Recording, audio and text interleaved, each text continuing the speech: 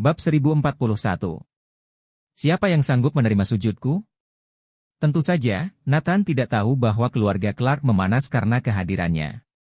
Bahkan Logan Clark dan Caton Clark sudah tahu keberadaannya. Belum lagi Cassius Clark menyiapkan kartu-kartu untuk menghadapinya. Dia masih sibuk menyiapkan pernikahannya. Rumah pernikahan di Arnemia telah selesai direnovasi.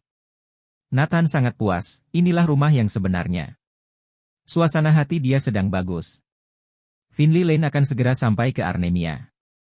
Sahabat sekaligus saudaranya. Keduanya tidak bertemu selama 6 tahun, jadi saat ini mereka sangat terharu. Saudaraku, aku tentu ingin mengucapkan selamat atas pernikahanmu, tapi... Finley Lane tampak sedikit ragu. Apa? Katakan saja langsung, Finn. Kata Nathan. Aku baru datang dari Gandala. Sekarang seluruh Gandala tahu keberadaanmu. Masalahmu saat ini sangat simpang siur, cepat atau lambat keluarga Clark akan mencarimu. Terutama Cassius Clark tidak akan melepaskanmu begitu saja. Bukan hal yang baik menjadi incaran keluarga Clark. Saudaraku, aku sarankan kamu untuk memohon belas kasihan dengan keluarga Clark. Tidak berharap keluarga Clark menerimamu, tapi setidaknya membiarkanmu hidup. Finley Lane menyarankan. Orang yang diincar Cassius Clark pasti tidak akan berakhir dengan baik. Finley Lane hanya beruntung karena memiliki lencana Kunlun. Memohon belas kasihan pada keluarga Clark. Nathan senang. Ya, benar. Kamu harus berlutut dan menyanjung mereka. Keluarga Clark tidak akan mempersulitmu. Lagi pula semua orang sudah tahu keberadaanmu. Keluarga Clark juga tidak bisa menyentuhmu. Kilatan dingin melintas di mata Nathan, aku bisa berlutut. Tetapi apa keluarga Clark sanggup menerimanya? Dewa Perang Kunlun berlutut, tidak ada orang yang bisa menanggungnya. Bahkan keluarga Clark. Hais, Nathan, kamu baik dalam segala hal, hanya saja kamu terlalu keras kepala. Tidak ada orang yang bisa mengubah keputusanmu. Finley Lane menghela nafas dan berkata, sepertinya aku harus mencari Bibi, agar Bibi yang memohon belas kasihan. Ini semua Finley Lane lakukan demi keselamatan Nathan. Asalkan Nathan tunduk pada keluarga Clark tidak akan mempersulitnya.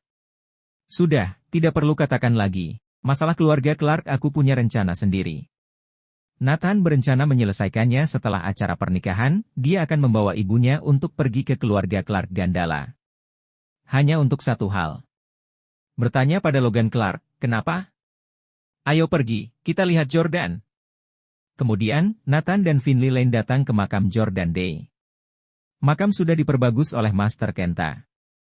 Hais, hanya kurang Leon saja, kita akhirnya berkumpul kembali. Finley Lane menumpahkan sebotol anggur di depan batu nisan dan menghela nafas. Aku sedang mencari Leon, seharusnya bisa segera ditemukan, kata Nathan. Tidak tahu di mana Leon Josiah bersembunyi, membuat Vermilion mencarinya cukup lama.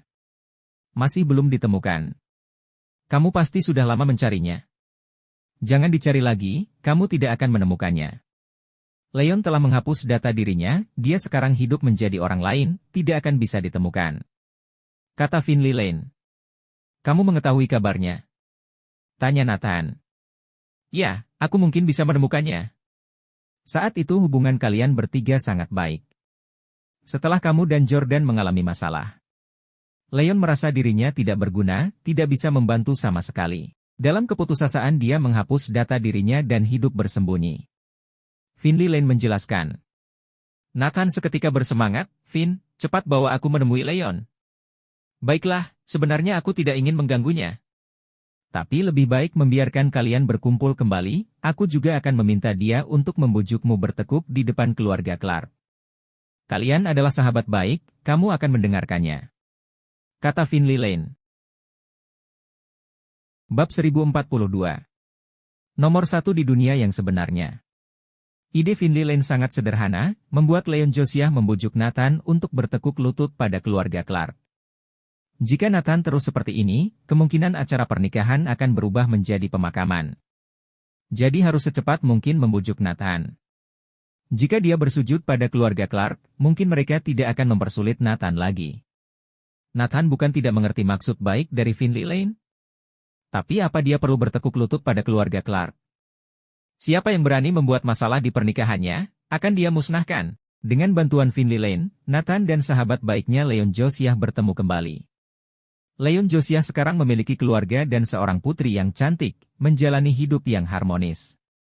Mendengar bahwa Nathan akan menikah kembali, Leon Josiah sangat bersedia menjadi saksi untuk menebus penyesalan tahun itu. Sekarang orang-orang yang ingin Nathan undang sudah lengkap, tinggal menunggu acara pernikahan. 3 hari sebelum pernikahan. Di Bandara Gandala, sebuah pesawat pribadi lepas landas dan ada puluhan pesawat yang mengawalnya. Ada juga ratusan kendaraan di darat yang menuju Armenia.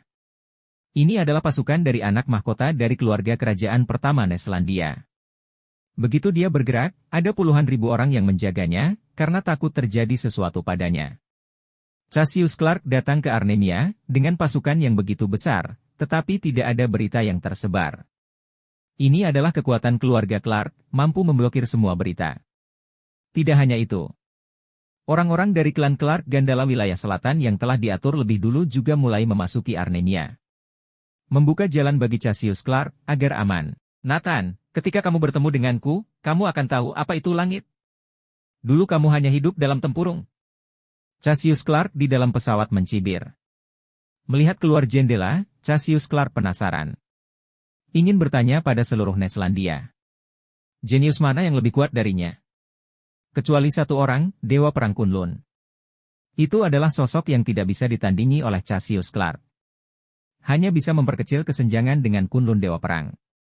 Prestasi Dewa Perang Kunlun terlalu tinggi, menjadi dewa hanya dalam satu pertempuran, dengan sepasang tangan besi mengalahkan 18 jenderal perang tingkat dewa, dan berhasil menduduki 18 negara.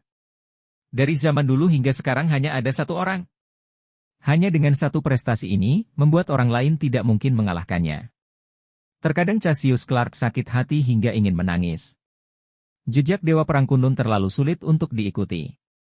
Terkadang menjadi yang kedua juga tidak buruk. Mungkin Dewa Perang Kunlun melihatku seperti Nathan dalam pandanganku. Cassius Clark bergumam pada dirinya sendiri. Tidak, Nathan, anak haram itu, tidak layak dibandingkan denganku.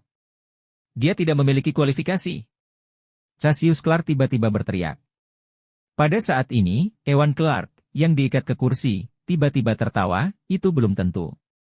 Hah? Mendengar ini, Cassius Clark tercengang. Apa kamu bilang? Jika Tuan Muda Nathan diberi sumber daya dan lingkungan yang sama, kamu belum tentu menjadi lawannya. Ewan Clark tertawa, Tuan Muda Nathan ditinggalkan di jalan, dia bisa mencapai kesuksesan seperti saat ini. Jika dalam situasi yang sama, dia tidak akan lebih buruk darimu. Setiap kata yang Ewan Clark katakan seperti pisau yang ditancapkan pada Cassius Clark. Matanya hampir mencuat keluar. Dia menatap Ewan Clark dengan tidak percaya, kamu mengatakan Nathan belum tentu lebih buruk dariku? Ya, itu benar. Jika Tuan Muda Nathan memiliki lingkungan yang sama denganmu, belum tentu lebih buruk darimu. Bahkan bisa lebih baik darimu. Ewan Clark tertawa. Apa? Kamu bilang Nathan lebih baik dariku? Cassius Clark hampir mengamuk. Katakan. Nathan tidak memiliki kualifikasi untuk dibandingkan denganku. Cepat katakan. Cassius Clark mencekik leher Ewan Clark dan memaksanya untuk mengatakan itu. Tuan Muda Nathan lebih kuat darimu. Ewan Clark menatapnya dan tertawa. Bersambung.